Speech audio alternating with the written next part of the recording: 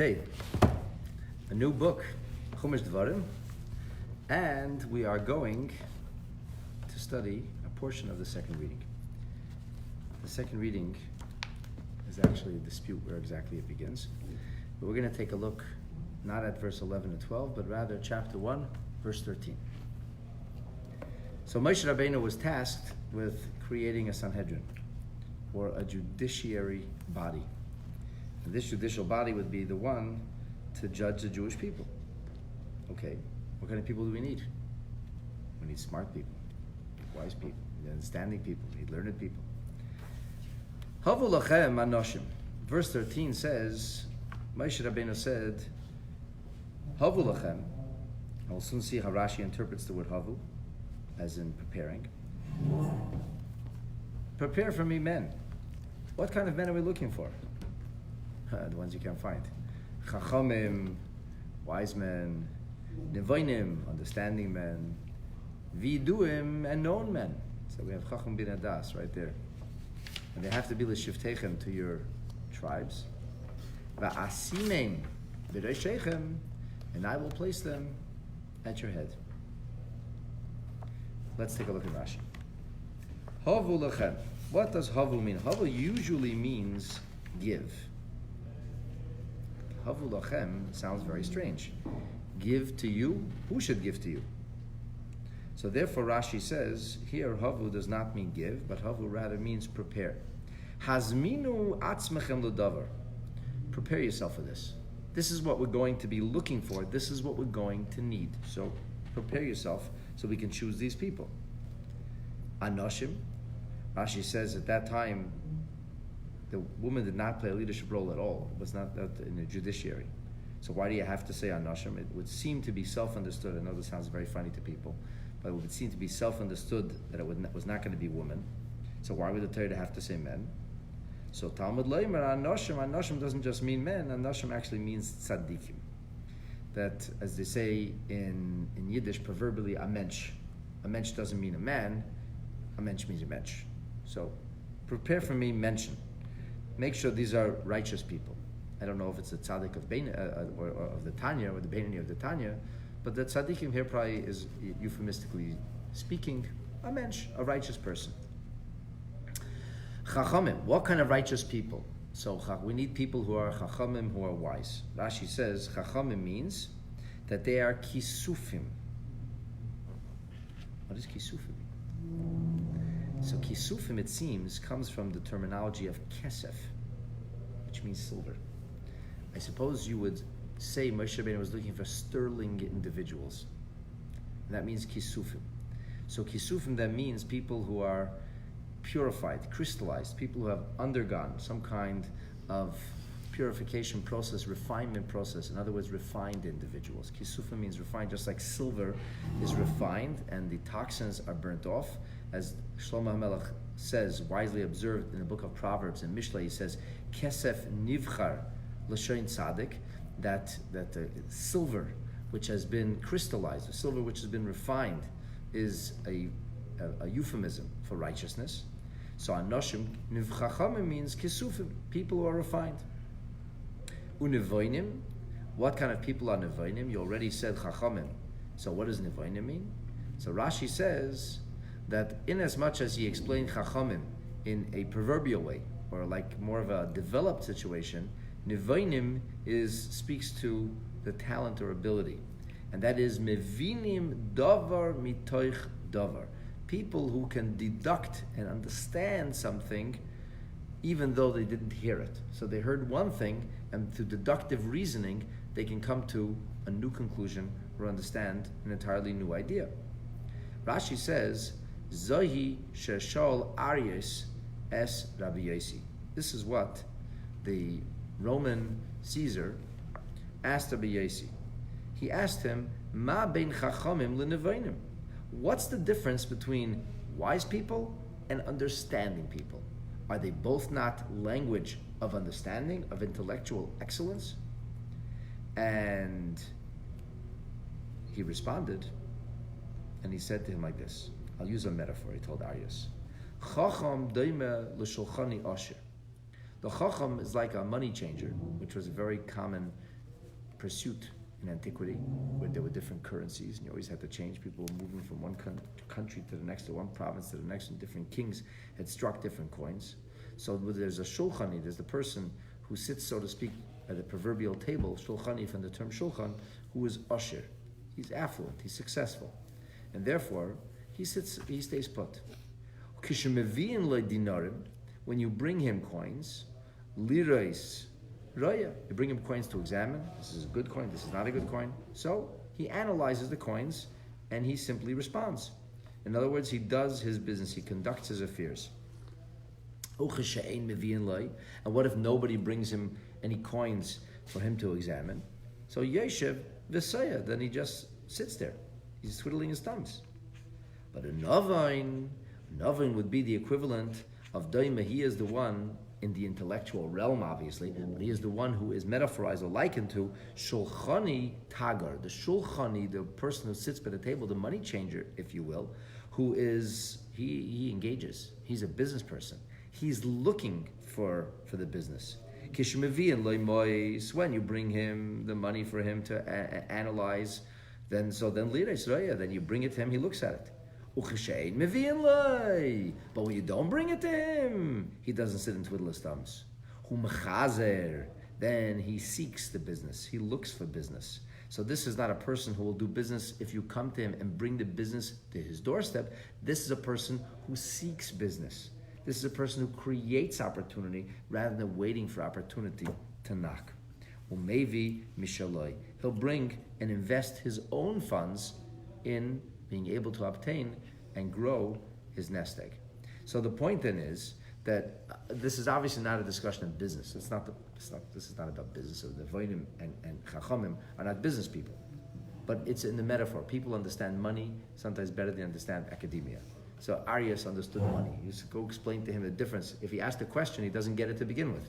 He didn't understand the difference between one Talmud Chacham and another, the person who is a Novin or the person who is a Chacham. And therefore, there was no choice but to explain it to him in the language he understood. What did a Roman emperor understand? He understood money. Now you're talking. So he said, okay, there's some people who wait for business to come and some people who make the business happen. They look for the business. That's the difference. Some people, whatever you'll teach them, they know. And some people are always investigating and looking for a deeper message. They do not simply take what they've received and retain it, but rather they grow it and they develop it. That's the difference between Chachamim and Nevonim. Now I have to tell you, it's very interesting. The Rambam, and today's a special day for the Rambam because we conclude learning the Rambam for the 38th time today. This is the conclusion of the Machzor. And tonight, of course, is the Siyum Rambam. The Rambam in Hilchos Sanhedrin, in the 7th halacha, Perek Beis, in the 2nd chapter, 7th halacha, he talks about what kind of person is supposed to be selected for the Sanhedrin. And he says that Moshe Rabbeinu's selection, or Moshe Rabbeinu's quest, is actually the origin of what we look for today. So how do you know what to look for in a judge? What God told Moshe Rabbeinu. Doesn't that make sense? And he says there are 7 things that we look for. The Rambam says we look for chachma, we look for wisdom, we look for yira, we look for a sense of respect, awe, and reverence for Hashem. We look for anova, we look for humility. We look for sinus mammon, a person who does not seek profit, but rather seeks wisdom. We look for ahavas ha'emes, a person who loves the truth. Lots of people don't like the truth. The truth is not so popular. We look for ahavas habrius, a person who loves other people. That's number 6. And finally, Baalei Shem Tov, people who have good reputation. People don't have skeletons in the closet. That's the kind of people we look for. How do we know this? Because it's Mefurashim B'Torah, Rambam says.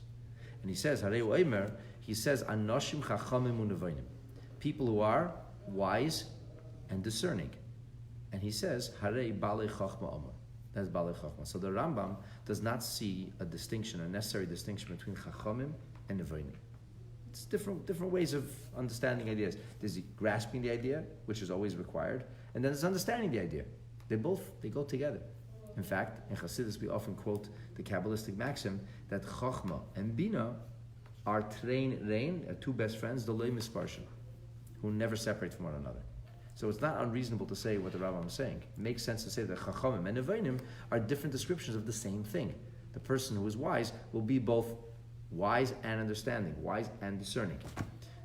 I think I told this to you before. I was once sitting next to the famous Rabbi Abraham Tursky, Rabbi Dr. Abraham Tursky from Pittsburgh. And we were talking, very interesting conversation. And in the middle of the conversation, he says to me, close your eyes. close my eyes. And he takes my hand and he puts it on a key.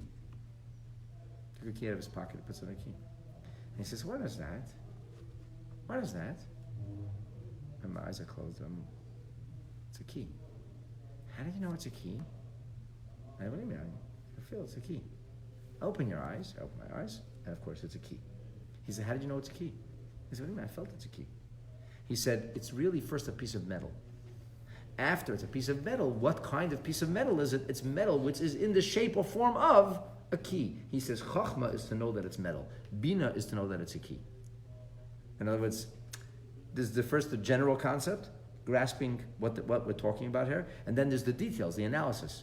He says, but you didn't say it's metal in the shape of a key. You said it was a key. He said, that's the meaning of Trein Rein Lo Misparsha. That's what says in Chassidus, that Chachma and Bina are best friends and they never separate. So when we grasp something, we already grasp it with its details. Because to grasp something only by its raw or broad pluralistic definition without any kind of detail doesn't work. We have to have details because details enable us to have an understanding. We can of course fill in and flesh in the details, but we have to have details to begin with. So that's how the Rambam takes it. The Rambam says, no, this is the same thing. Chachamim and Nevonim means people who are wise. The Rashi and Pshuta Shel Mikra doesn't accept that. Why not? So I'll tell you why. Because, that's what it seems to me. Because if Chachma and Bina, which is Chachamim and Nevonim, if they're trained reindel in Misparshan, if they always come together, why would you have to say Chachamim and Nevonim? It would be self-understood that if they're Chachamim, they're Nevonim. How else would they be able to have Chachma? You can't have Chachma without Bina. So why do you have to spell out Bina?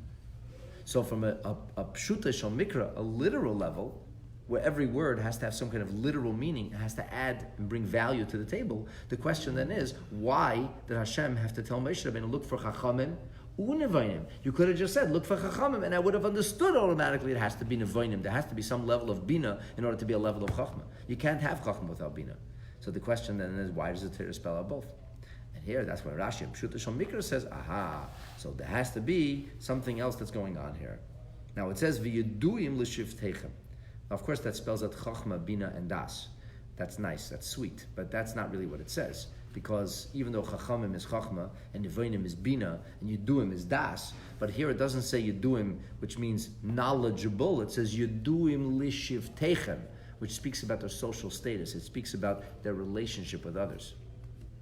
It's not mutually exclusive, but it's not really describing their intellectual capacity or their cerebral ability. It's describing something else. It's describing their social and interactive kind of relationship with others, how they're perceived by others. Yeduim l'shivteichem. So Rashi says, what does this mean then? So clearly Rashi says it has to mean, Yeduim l'shivteichem means shehem nikorin lechem, that they are known to you. Which means, a person comes proverbially wrapped up in his talis. Moshe Rabbeinu says, Eini yedea, I don't know who he is. Mihu, I don't know Meizer Shevitu, I don't know what Shevitu, I don't know Mahaganu. Everybody can wrap himself in a raiment of righteousness. Everybody can present as a big tzaddik. Everybody can present as a person of integrity. Moshe Rabbeinu says, I don't know these people. I don't know. I got millions of people that I'm overseeing. One person. You're going to say, if it's Moshe Rabbeinu, it's Moshe Rabbeinu. He's supposed to know everything by miracles. So there's a very interesting story. During the business of the Sfarim, when the Sfarim were stolen from the Rebbe's library, and there was a question of the court case. So Rabbi Avraham Shem Tov relates that he was in the Rebbe's study, having a discussion about this, and the Rebbe asked him about a particular person if he thinks he would be good to be called to the stand as a witness. So Rabbi Shem Tov felt very uncomfortable. The Rebbe is asking him if it would be good. So he said to the Rebbe Veistach. Now, the Rebbe didn't know this person. Rabbi Shem Tov knew this person on a personal level. He knew. So the Rebbe said, why do we have to use supernatural ability? Without saying it, that's what the Rebbe said. In other words, yes, a Rebbe could know things because the Rebbe knows things, but there's no purpose or no reason to use ability which is beyond rhyme and reason when rhyme and reason is available. So Moshe Rabbeinu would say the same thing. Moshe Rabbeinu could know everything. Yeah, he could know everything. Moshe Rabbeinu was clairvoyant, as they say, in the highest level. But Moshe Rabbeinu says, look, God told me to choose. I could just choose. I could just say, okay, choose the people, bring them in front of me. Moshe Rabbeinu will sniff and say, this is a judge, this is not. But that's not what Hashem told him. Hashem told him, get to know the people. Choose them for their qualities. So in that case, Moshe Rabbeinu says, I need Yidul L'Shavtechem. I need your advice. You need to tell me, this person's a good person. We know this person. This is a person of integrity. This is a person that people like. This is a person that people get along with. This person, no, it's not. It doesn't work. So that's the meaning of Yidul L'Shavtechem, Rashi says. Eini Yedei, I don't know who. Mihu me'ezeh shevetu. V'im hagun, I don't know if he's good. Aval atem, makirim ba, you know him. Ha'atem gedaltim, you grew up together with him. So this is one of your peers. L'chach nemer, that's why it says v'yiduim l'shiftechem. And why does it say in the end of the verse b'rashechem, at your heads? Why doesn't it say simply va'asimim aleichem, I'll place them over you? So Rashi says that the intimation here is roshim u'michubadim aleichem, that they should be given a position of prominence and importance over you. In other words, they should be raised to a position of importance. Shetiyu noyhagim behem kavod v'yira, that you should provide them with a sense of reverence, a sense of awe, a sense of respect. In other words, you need to elevate their position. You need to elevate them. That's your job. Your job is to treat them well, to treat them special. Because if we don't know how to respect our own judiciary, if we can't respect our own leadership, then we're doomed as a society. Then we're not going to be able to interact. We need to be able to respect the people who are chosen for that kind of leadership and important position.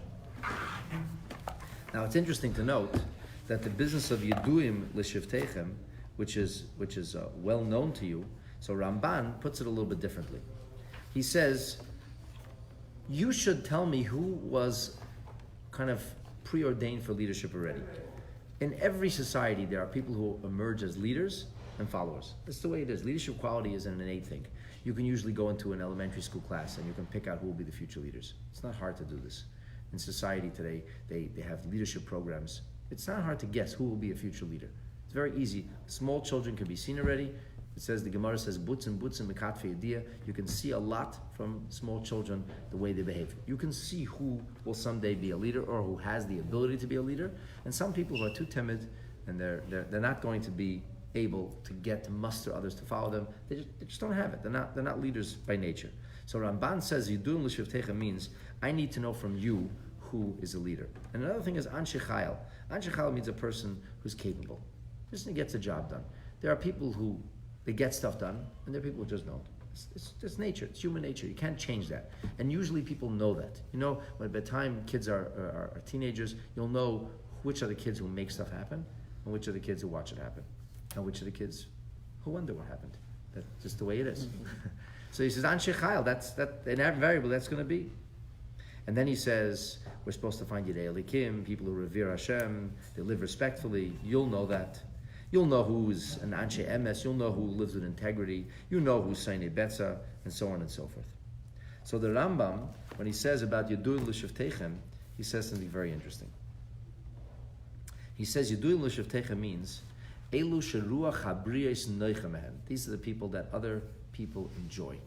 Their company is enjoyed by people. People like to be in their presence. People crave closeness and relationship with these people. What makes a person popular? What makes a person beloved? Why do people like somebody or not? He says, Bizman sheyiyu bali ayin tova. Do you know who people like? People like somebody who don't look at them in a captious way, in a judgmental way, but look at them in a good way. In ayin tova. And ayin tova means they look at somebody, they see the good in the person, they don't see the bad in the person. People like that. People like somebody who makes them feel good. People like somebody who sees them in the best light, not somebody who sees them in the worst light. When you know you meet somebody and he looks at you with his withering glance, sizes you up and judges you the second you see him, you don't want to be with such a person. I don't need to be judged. I don't need to be demonized. I don't need to be belittled. I don't need to be put down. But if you meet somebody and they lift you up, put you on a pedestal, say, oh, so nice what you did. You're such a fine person. They see all the good qualities in you. You want to be with those people. And therefore, Rambam says that means you do l'shavtechem. In other words, the Rambam disagrees with Rashi here. He says it's not about you do him. You know who these people are. You'll know if they have these qualities. He says you do him speaks to the kind of an affectionate relationship. People who are beloved. He says, when else do people like other people? Who likes arrogant people? Who likes people who are full of themselves and have to put everybody else down as a result because they have to always pick themselves up? Who likes people like that? The answer is nobody. You like people who are humble. Humble people are always liked by others. Then there's people who is chevras and teva. They have this way of getting along with people. They have charisma. They have the ability. They're affable. They know how to let's get along. They have the gift of engaging with others. Masan v'diburim benachas. When they speak in a gentle way. They speak respectfully towards others. They're not brusque. They're not abrupt. People like this, other people like. So when you find people like this, bring them to me. That's when you bring them to me. So it's very interesting that Ramban speaks about Yeduim not as about knowledge, but rather Ramban speaks about Yeduim as people who have a good relationship, who people relate to, people like. And it's very interesting that Rambam uses the term, he says Yeduim is Ruach Abrias Neichem, and he says Ahuvim Lebrias, beloved. So somebody pointed out, one wise person pointed out, that Adam and Chava, when they were intimate the first time, what does the Torah use to describe that intimacy? What does the Torah use to describe the relationship? It says Adam Yoda. So a loving relationship, loving closeness is described as Yediyah. Now obviously that's one kind of loving relationship, but hopefully that's not what the judge is doing, because it's self-understood. But the point is that the word Yediyah can speak about a cerebral reality, it can speak about an intellectual quality or property, or it can speak about an emotional relationship. And here we see, since it speaks about with Adam and Chava, their profound and emotional closeness, so it makes sense when they say, what Rambam says, Yeduim is known, it's not about knowledge, knowing, it's about relationship. So those are the kind of people that we should be looking for to find leadership. People have leadership quality, and people who bring it the best from others. As the famous tzaddik, Rabbi Levi Yitzchak Berditchev used to say, who is a tzaddik? He said, who is a tzaddik?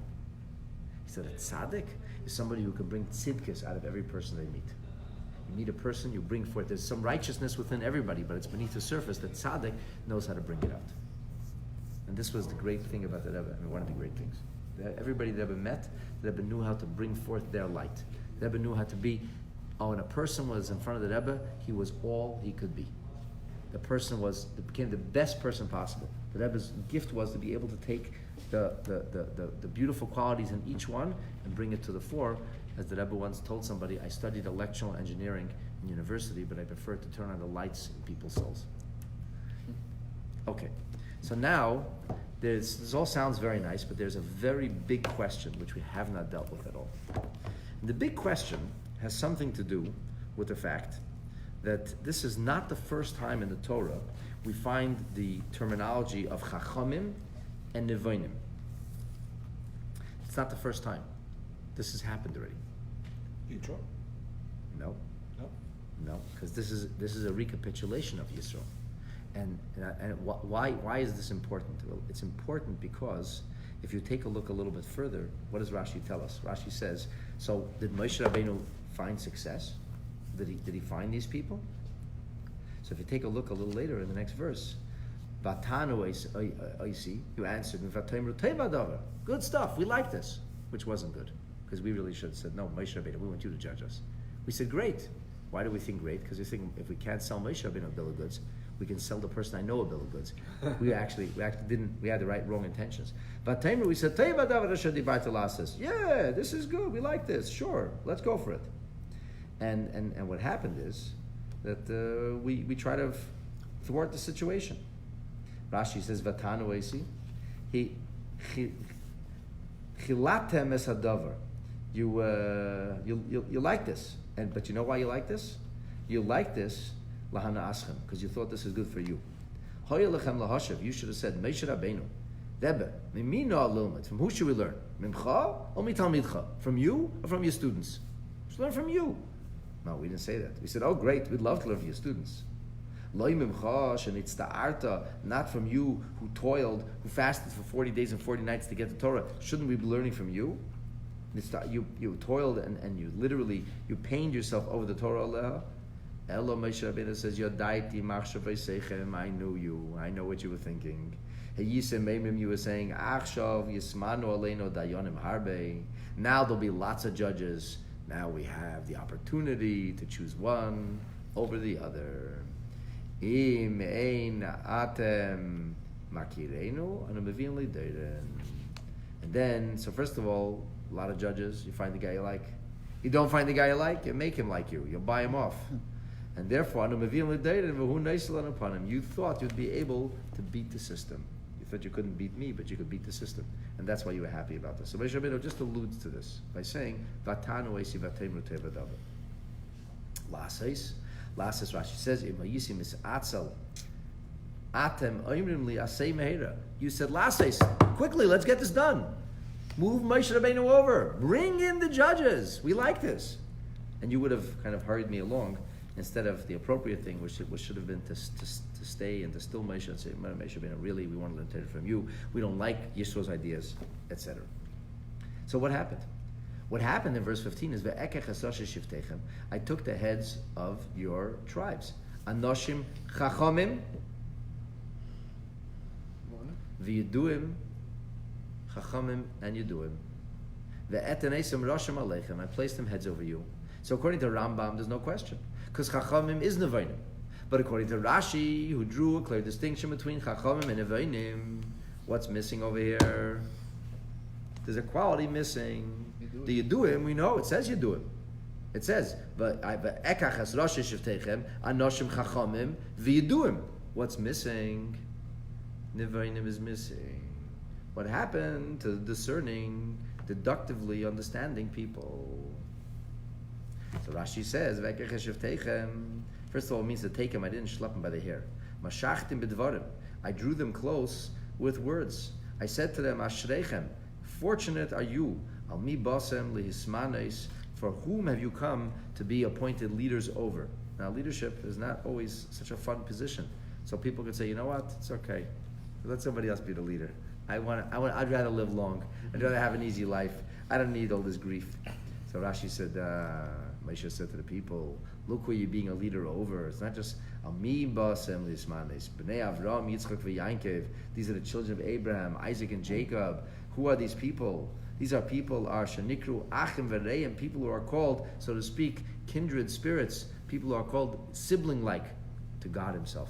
That's who we're talking about over here. The people about whom it says that they are a chelik v'nachla, they are a portion, an inheritance of God. V'chol l'shen chiba used all kinds of endearing terminology to show how wonderful, how beautiful the Jewish people are. This is Moshe Rabbeinu, who knows exactly who these people are, who knows they're out to get him, who knows that they're going to try to shortchange him, who knows they're going to try to abuse the situation, but still, it's Avraham Yitzchak's children. These are Hashem's beloved nation. So I spoke to these people and I said, how fortunate, how lucky, how special are you that you get chosen to be a leader over a nation like this, over people like this. Anoshim chachamim v'yeduim, says Rashi, avol nevainim leimatzasi. But the people who could be wise by deductive reasoning didn't find him. Didn't find him, says Moshe.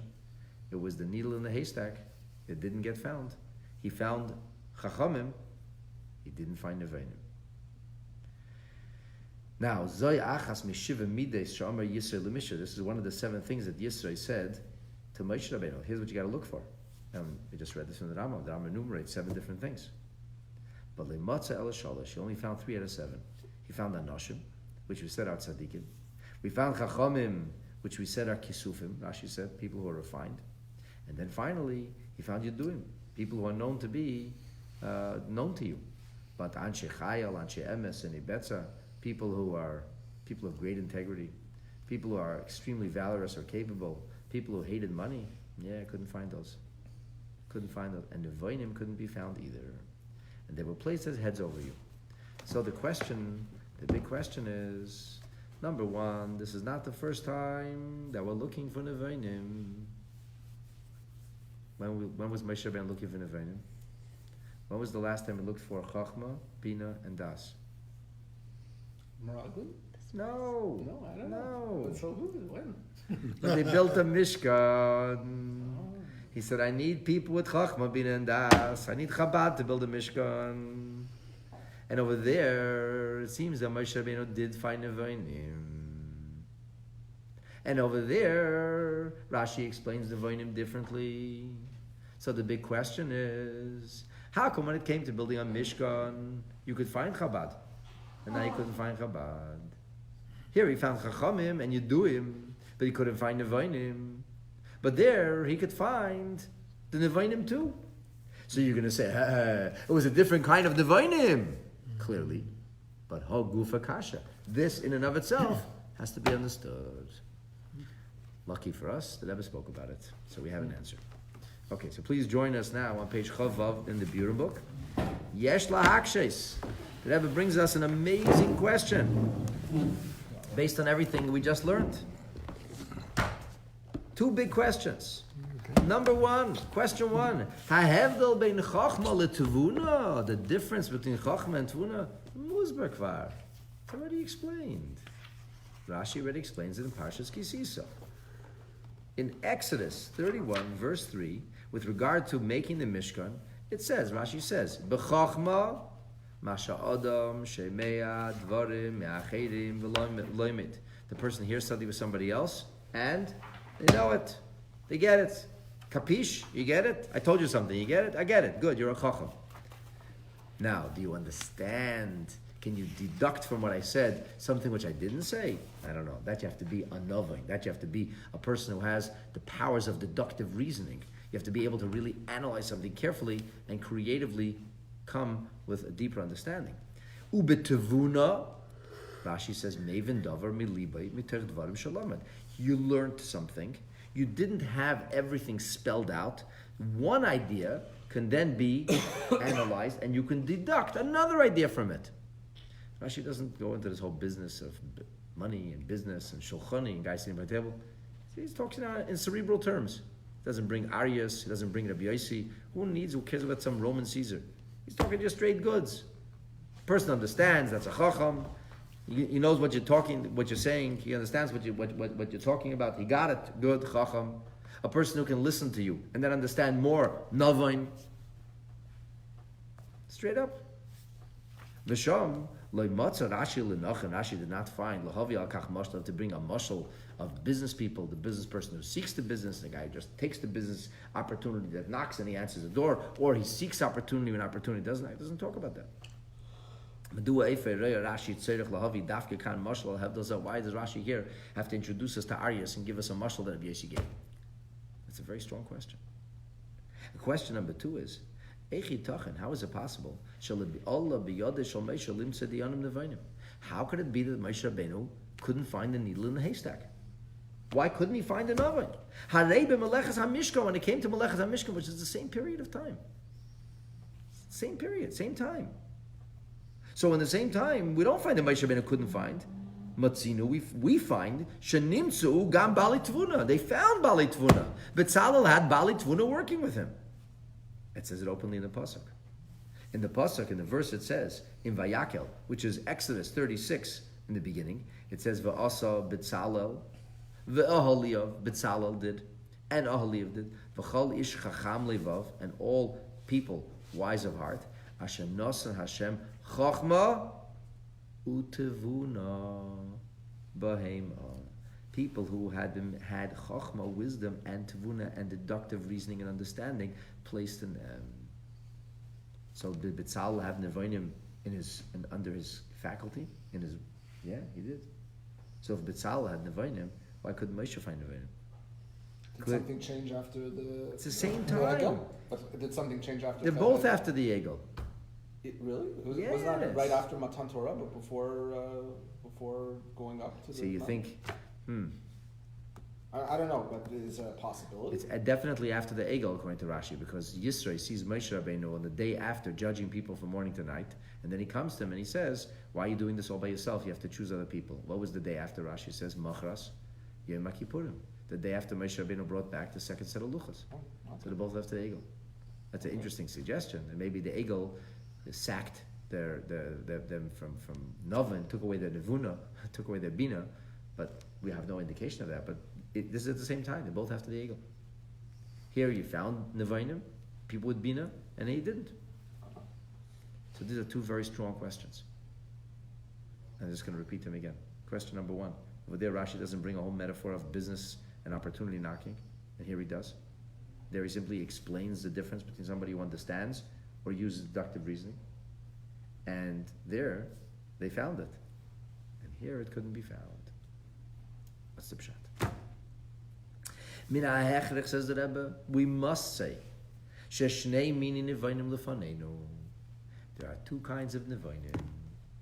It can't be. It sounds the same word. It can't be the same thing. Loi harei hatvuna hanidreshes l'dayonim, the nevonim, the deductive reasoning, which is required to be a judge, kaharei hatvuna hanidreshes l'beina mishkan, is not the same kind of deductive reasoning that's required to build a mishkan. It's not the same. You don't need the same wisdom in law school as you need in the school of architecture. It's not the same. It's a different kind of bina. The question, of course, is what is the difference? And precisely this distinction, you can actually, it's alluded to, it's hinted to in the mashal, in the metaphor, the parable that Rashi brings. Hamusag mevin davar mitoch davar. The notion of understanding something from something else. So it's not what you received, but you can deduct carefully and understand something else from what you've heard. So this can be understood in two ways. Number one, hayecholes, the ability lahasik pratim nesofim, you have the ability to learn new details. All the details weren't spelled out. You were just given a broad or general idea. And by carefully thinking through this idea, you developed the details which weren't communicated. It was mitoich ekroinius yesoid b'mizgeres tchum isuk mesuyim, because you got basic principles within a certain discipline, within a certain kind of approach. So in that certain discipline, which had basics, you took these basics and you ran with them. You developed them further. That's one kind of maven dover mitech dover. That's one kind of deductive reasoning. Then there's another kind of deductive reasoning.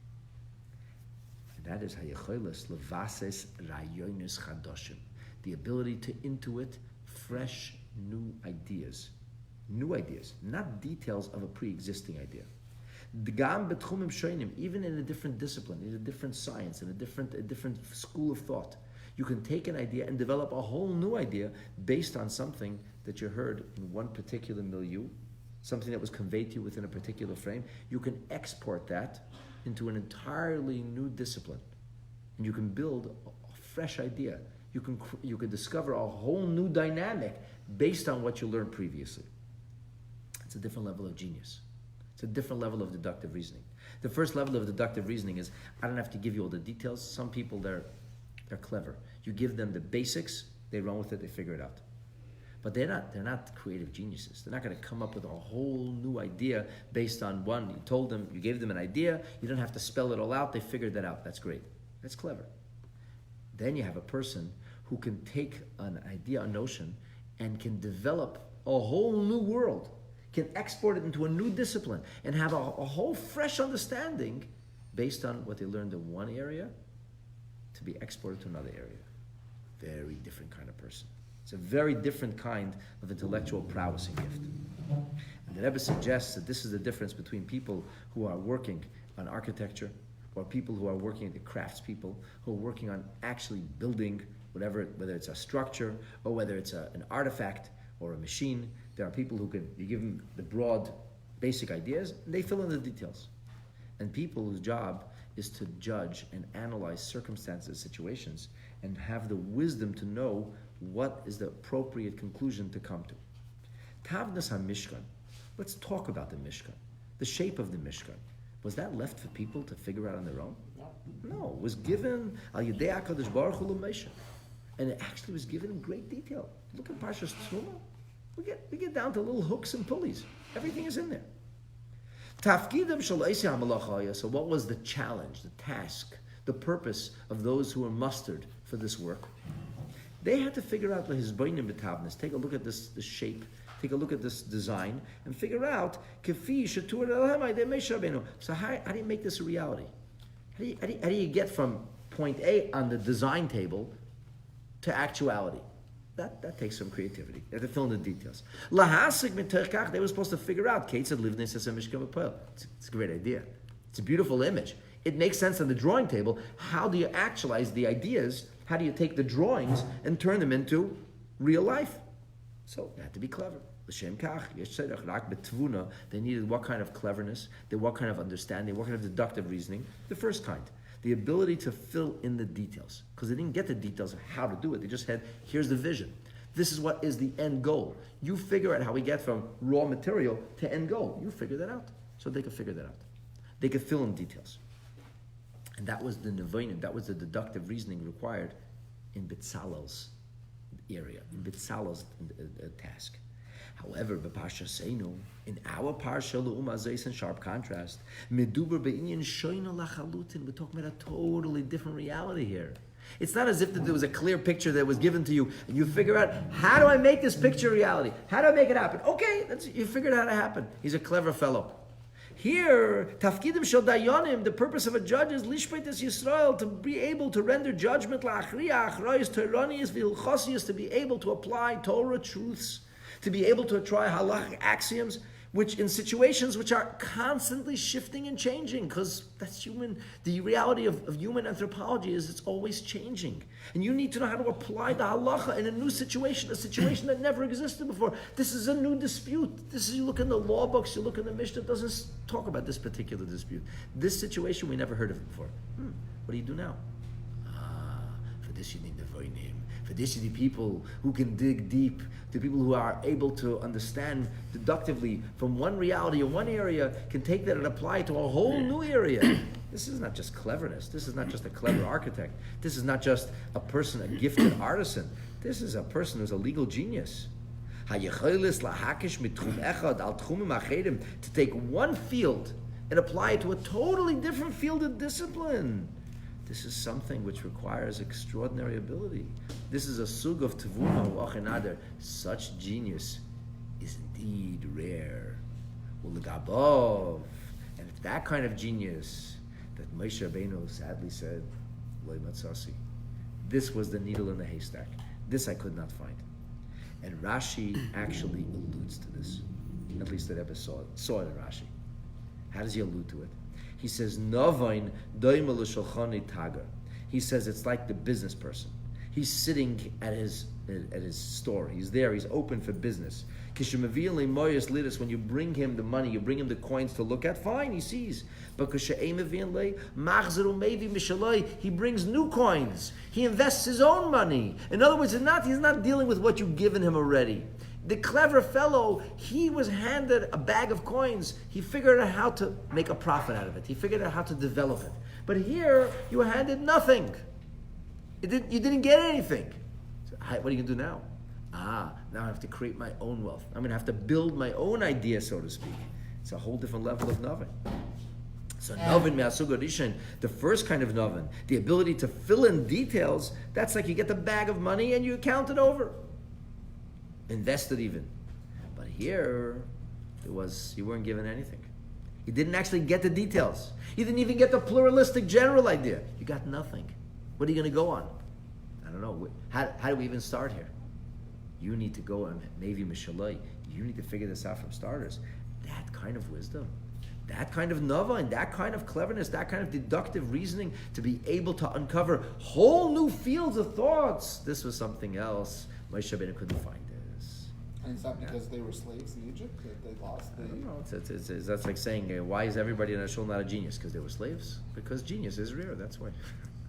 It's rare. It's very rare. To be able to take realities that were not handed to you and to come up with fresh...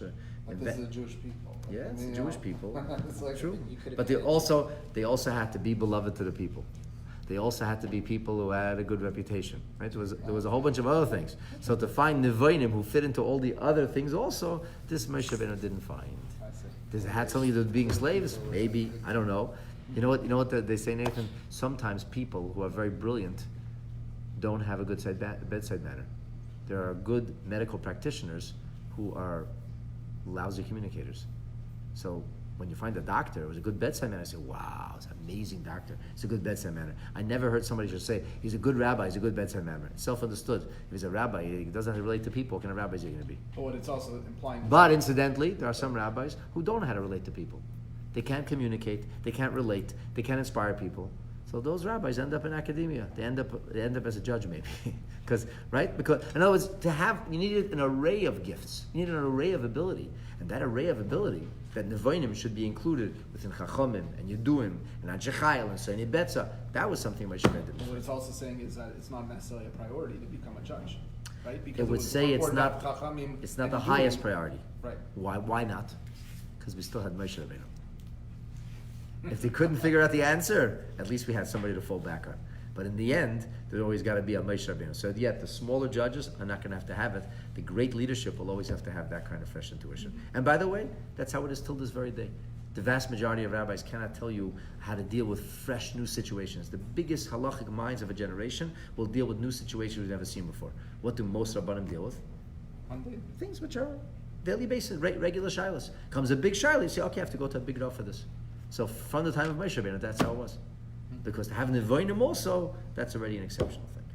Yeah, makes sense. Okay.